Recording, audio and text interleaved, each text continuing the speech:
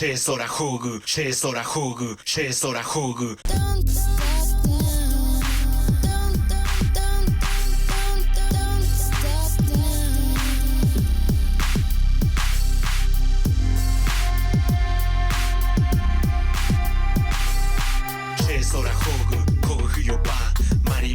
Hoy, pues, nuestros magníficos conferencistas, el doctor Carlos Ledesma, que es el cronista de la Universidad Autónoma del Estado de México. Definitivamente la plática hoy muy ad hoc con todo este aspecto que nos involucra a la Facultad de Arquitectura y Diseño. Seguro estamos que va a ser un gran deleite y en el marco del 60 aniversario de la inauguración de Ciudad Universitaria y el 60 aniversario del inicio de clases de esta Facultad de Arquitectura y Diseño, nos congratulamos el tenerlos el día de hoy. Sean ustedes bienvenidos.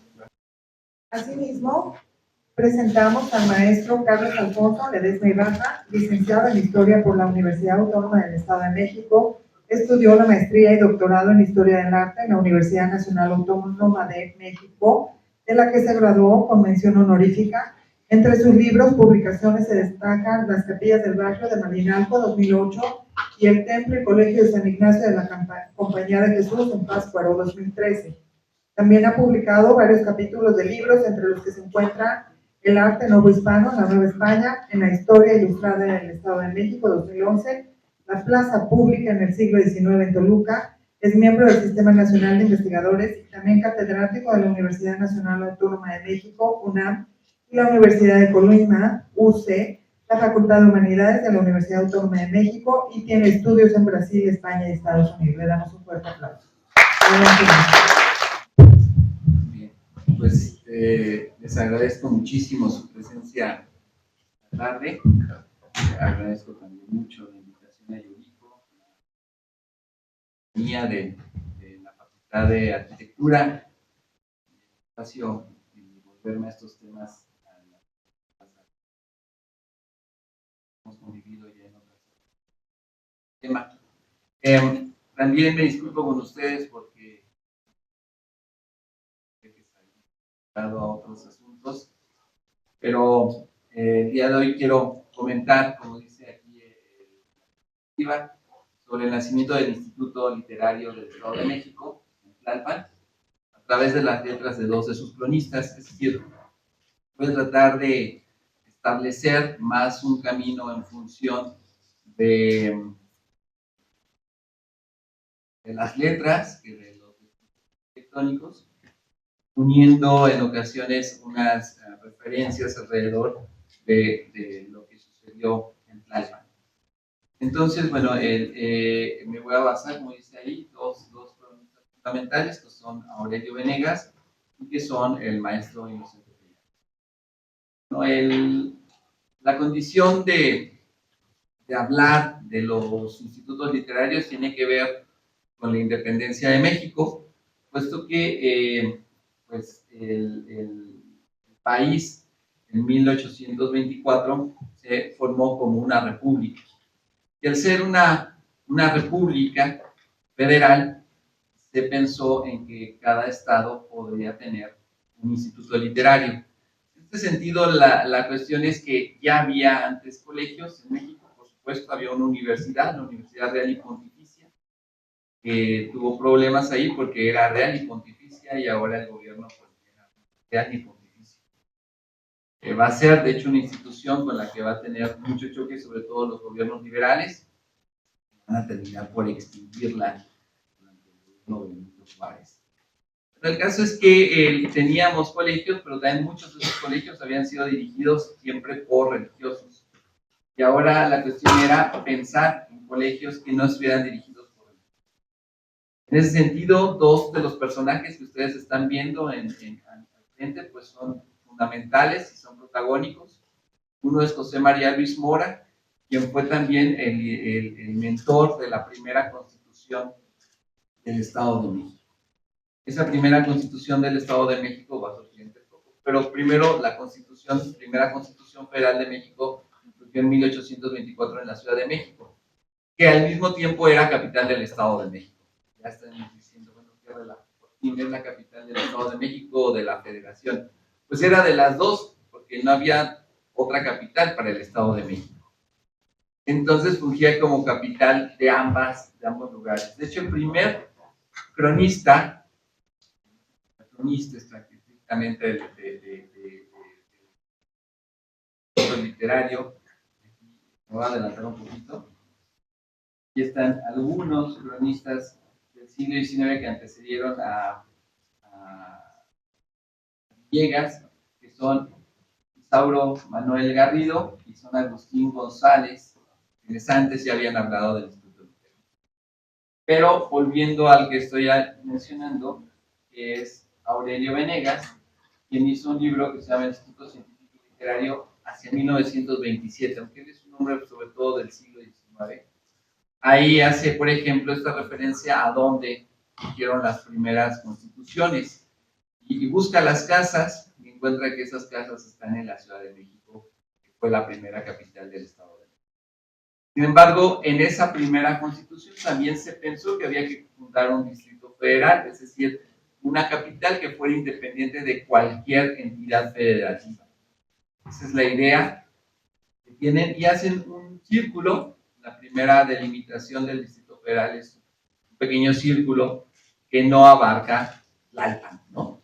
Tlalpan queda en el Estado de México y no en la Ciudad de México, lo que hoy llamamos Ciudad de México, pero antes se llamaba Distrito Federal. Y entonces sí se proponen que entonces hay que buscarle una capital al Estado de México, y la primera ciudad que se les ocurre por tradición, por historia, es Texcoco. Y en Texcoco surge la primera constitución del Estado de México. Y en esa primera constitución del Estado de México, que ya tiene ahí a José María Luis Mora también como uno de los principales visionarios, pues establece ahí sí, ya la fundación de un instituto literario, que ya no fuera un colegio. Si ustedes se dan cuenta, buscan un nombre que ya no tenga esa referencia a las instituciones virreinales. Entonces, en ese instituto literario deciden que la capital debe albergar ese instituto literario el 14 de febrero de 1827, cuando todavía están en Texcoco, y también ahí están viendo que Texcoco no les ofrece las cualidades para quedarse ahí.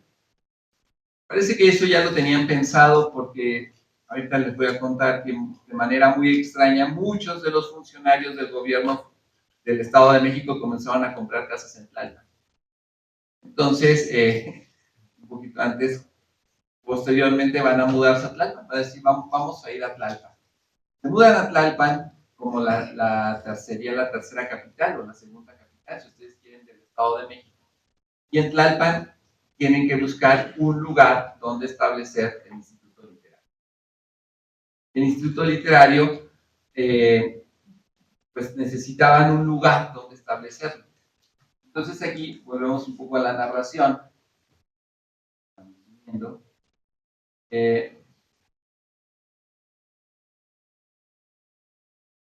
Que es donde podemos establecer el Instituto Literario del Estado de México. Y el gobernador, que es Lorenzo de Zavala, un tipo muy polémico en la historia de México, decide que José José Villada, perdón, en revés del gobernador, era su tesorero, coronel militar, le da el encargo de buscar una casa para poner el instituto. Decide que hay una casa en el barrio del Calvario, que está en las afueras de Tlalpan, que es la casa de las Piedras Milleras, donde se puede establecer. Bueno, podemos establecerlo en la casa de las Piedras Milleras. Y dicen, bueno, ¿por qué en la casa de las Piedras Milleras?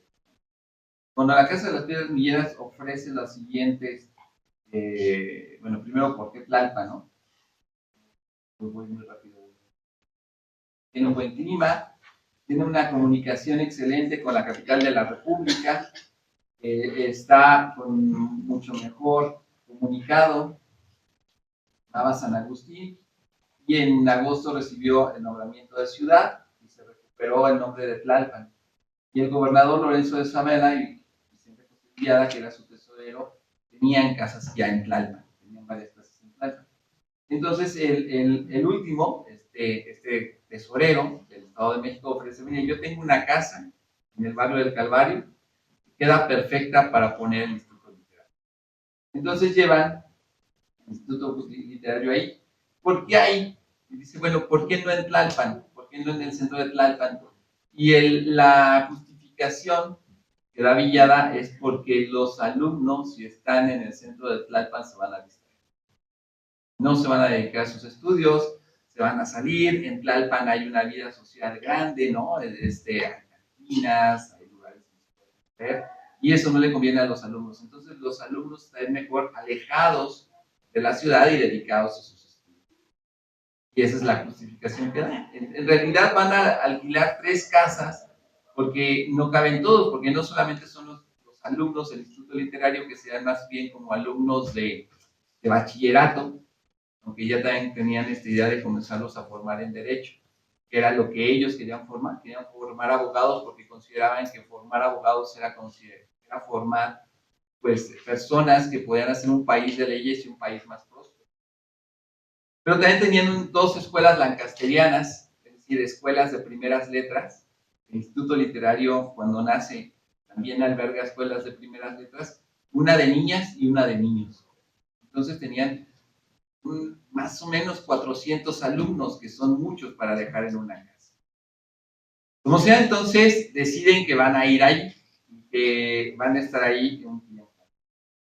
Lorenzo de Zavala tenía un carácter difícil y a los meses de que está funcionando ya, de hecho empieza a funcionar el colegio desde septiembre de 1827, es decir, antes de que se diera la fundación oficial, que fue hasta marzo de 1828, Lorenzo de Zavala dice, no, ya, vamos a echarlo a andar, no nos podemos esperar. En septiembre de 1827 inicia las clases. Inicia las clases sin la ley de por medio, la ley de fundación. 6 meses más tarde, en febrero de 1828, aparece la ley, y hasta marzo de 1828 también se aprueba la ley, es decir, entra en vigor la ley. Al entrar en vigor la ley, ya tiene desde donde nuestra universidad cuenta los años, por eso vamos a cumplir 200 años de fundación, pero contamos el 28 y no el 27, aunque desde el 27 ya había clases. En 1828, entonces, tienen ya funcionando ese instituto, y aquí viene algo que también ya les comentó Lázaro, no quiero spoilear mucho, que unos spoilers, pero ellos ya no quieren estar en la casa de las piedras milleras porque está muy lejos. Y aquí viene una cuestión interesante, que es donde no voy a tratar de clavarme mucho, porque va a tratar Lázaro y hizo una investigación profunda alrededor de esto, del arquitecto, que es que en la década de los 70 se busca esta casa y se encuentra una casa que parecía antigua, que era de la época del instituto, y se piensa que es la casa de las piedras milleras, y se dona y se convierte en la casa de cultura de Tlalpan que hoy tiene nuestra universidad. Pero en el 2009, el maestro Inocente Peñalosa, un par de años, hizo una investigación en los archivos de Tlalpan, donde demostraba que esa casa es el Hospicio de San Antonio, del que va a hablar profundamente el arquitecto Lázaro, que la Casa de las Piedras Milleras, donde se fundó el instituto, no existe más, ¿no? Y ahí hay una cuestión con la que quiero cerrar mi participación, que me parece muy interesante, que es también la que hace Inocente Peñalosa, por eso también de mi ponencia, que es ¿por qué Piedra de las Casas, sí, o Piedra, Casa de las Piedras Milleras? Porque eso también es muy interesante, ¿no? Muchas veces a finales del siglo XX, principios del siglo XXI, le preguntaban al maestro Peñalosa cuáles son las piedras milleras, ¿no? Y en realidad lo que él descubre en los archivos de Tlalpan es que hubo cuando iba a hacerse el cambio para Tlalpan, el coronel Vicente José Villada comenzó a comprar varias casas con su esposa. Él estaba casado con una viuda muy rica, una viuda de Veracruz. Le había heredado cuantiosa fortuna tanto de su papá como de su primer esposo, con 8 hijos. Pero empezó a comprar varias casas. Y había una casa en que ya estaba en un estado lastimoso en el barrio del Calvario, que le estaban dando en 7,000 pesos. Y la estaban dando barata porque ya tenía tiempo que se había muerto la señora que había sido dueña de la casa, que se llamaba Antonia Piedra Villeras. Pero cuando hacen el contrato de compraventa con la esposa del coronel Villada, que también se llamaba Antonia Sarmiento, le cambian la nomenclatura de la casa porque la señora ya murió. Había dejado la casa como una donación para una capellanía, no sé si ustedes se parecen, pero muchas veces la gente cuando se moría y no tenía herederos, dejaba la casa, también a veces cuando tenía herederos, a la iglesia para que los curas siguieran diciendo misas en favor de su alma. Y aquí le dejan la casa a 2 curas que ya no necesitan el dinero, ¿no? Para seguir dando las misas, por supuesto, y la venden. Entonces, los curas la venden a esta Antonia Sarmiento, y ahí apuntan mal Piedras Milleras, apuntan piedra Milleras, y cambian la ortografía, porque el apellido es Milleras con doble L, y lo cambian por Y. Y con el paso del tiempo, ustedes saben que antes no había direcciones, ¿no? No había direcciones como hoy, que hay calles y números, sino se ubicaban por ciertas cuestiones de las casas o por ciertos nombres o ciertas condiciones que permitían ubicarlas, y le comenzaron a decir Piedras Milleras. Entonces, con minúscula, en plural y con Y, se quedó esa idea de que era la casa de las Piedras Milleras. Y el maestro Peñalosa pues descubrió en esta investigación que era por el nombre de la dueña original. Hay un espacio ahí de meses que también lo comentará Lázaro, donde los estudiantes del instituto y los maestros piden que los cambien de esa casa porque la sienten muy lejos de la ciudad.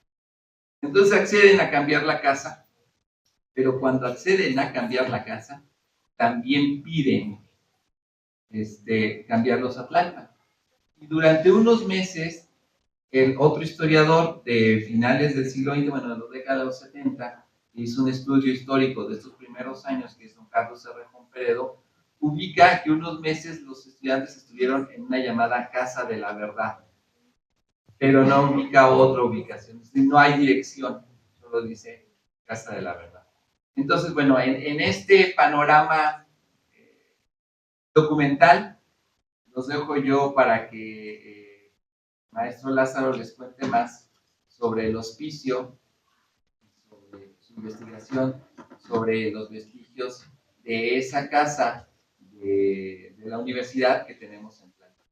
Gracias. Che sora hogu, kogu yo pa, mari mi, sori potu.